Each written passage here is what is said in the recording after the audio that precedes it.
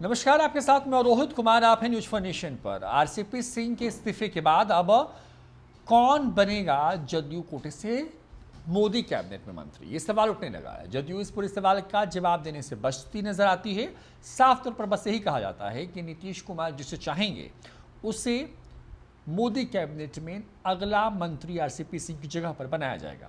RCP Singh की जिस तरीके की विदाई हुई जदयू से, एक तरीके से कहें, जिस तरीके से उनका टिकट काटा गया और जिस तरीके से उनको आखिरकार इस्तीफा देना पड़ा, ऐसा आरसीपी सिंह ने भी सपने में नहीं सोचा होगा। एक वक्त था जब आरसीपी सिंह नीतीश कुमार के सबसे खास लोगों में शामिल थे, लेकिन आज के वक्त में आरसीपी सिंह हाशिए पर डाल दिए गए हैं। ऐसे में मोदी कैबिनेट में आरसीपी सिंह की जगह जदयू कोटे से कौन लेगा?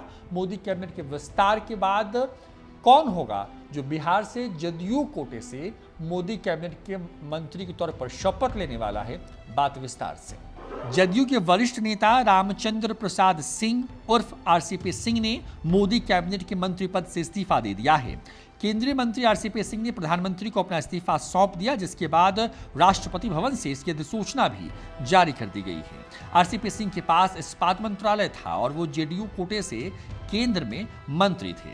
आरसीपी सिंह के बाद अब जदयू कोटे से केंद्र में कौन मंत्री बनेगा, ये सबसे बड़ा सवाल है। इस सवाल का जवाब फिलहाल जदयू नेता देने से बच रहे हैं। हालांकि उनका रटा रटाया एक ही जवाब होता है, नीतीश कुमार जिसको चाहेंगे वही केंद्र में मंत्री बनेगा। अब आइए अब हम आपको बताते हैं कि रेस में कौन आगे है और किस पर नीतीश कुमार अपनी मुहर लगा सकते हैं। जदयू के सूत्रों से मिली जानकारी के अनुसार जदयू के राष्ट्रीय अध्यक्ष और नीतीश के खास ललन सिंह रेस में सबसे आगे हैं। ललन सिंह मुंगेर से सांसद हैं। ललन सिंह नीतीश कुमार के संकट मोचक माने जाते हैं। कहा जाता है कि नीतीश कुमार पर जब भी संकट आता है तो ललन सिंह उसे दूर करने में महत्वपूर्ण रोल अदा करते हैं। ललन सिंह नीतीश मंत्रिमंडल में मंत्री भी रह चुके हैं। सबसे बड़ी बात, भूमिहार वर्ग से आते हैं और यही नहीं, जिस वक्त आरसीपी सिंह केंद्र में मंत्री बने थे उस वक्त सबसे ऊपर ललन सिंह का नाम चल रहा था। हालांकि बाद में आरसीपी सिंह खुद मंत्री बन गए थे, तभी से आरसीपी सिंह के नीतीश कुमार और ललन सिंह से रिश्ते खराब हो गए। बाद में वो इतने खराब हुए कि आरसीपी सिंह को राज्यसभा सीट भी गंवानी पड़ी और अब मंत्री पद भी। चर्चा में जहानाबाद सांसद चंद्रेश्वर चंद्रवंशी जो हैं वो भी हैं। जहानाबाद से जेडीयू सांसद और अति पिछड़ा समुदाय से आने वाले चंद्रेश्वर प्रसाद चंद्रवंशी का नाम भी चर्चा में है। बताया जाता है कि नीतीश कुमार के अति पिछड़ा राजनीति को देखते हुए मंत्रिमंडल में शामिल कर अति पिछड़ा समुदाय को बड़ा मैसेज देने की कोशिश की जा सकती है। कहा तो ये भी जाता है कि साल 2020 विधानसभा चुनाव में अति पिछड़ा वोटर जदयू से छिटक गया था, जिस कारण से जदयू को बिहार में तीसरे नंबर की पार्टी बन गई थी। ऐसे में नीतीश कुमार जहानाबाद सांसद को केंद्रीय मंत्रिमंडल में जगह दिलवा सकते हैं। खास बात यह भी कि मगध के पूरे इलाके में साल 2020 के विधानसभा चुनाव में जदयू को सबसे बुरी हार देखनी पड़ी थी। इस पूरे इलाके से जदयू का सफाया हो गया और उस पूरे इलाके में आरजेडी का झंडा बुलंद हो गया था। ऐसे में नीतीश कुमार उस पूरे इलाके के लोगों को भी संदेश देने की कोशिश कर सकते हैं। दूसरी तरफ बता दें कि जब साल 2019 में लोकसभा के चुनाव हुए तो भूमिहार जाति वाली ये सीट नीतीश कुमार ने अति पिछड़े को देकर के सबको चौंका दिया था। ऐसे में इस बार फिर से जहानाबाद के सांसद चंद्रेश्वर चंद्रवंशी का नाम सबसे आगे रेस में नंबर 2 पर बना हुआ है।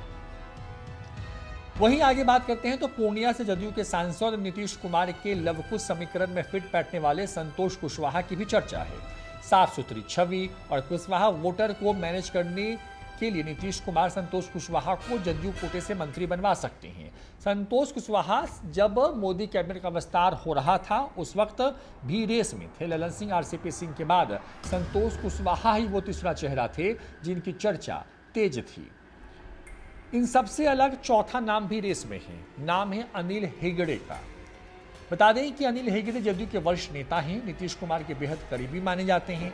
लंबे समय तक जदयू के राष्ट्रीय चुनाव पदाधिकारी रह चुके हैं। विधानसभा और संसदीय चुनाव के दौरान पार्टी और इलेक्शन कमीशन के बीच समन्वय की जिम्मेदारी ये निभाते रहे हैं। वह खबरों में कम भी रहते हैं लेकिन पार्टी संगठन में बेहद एक्टिव रहते हैं।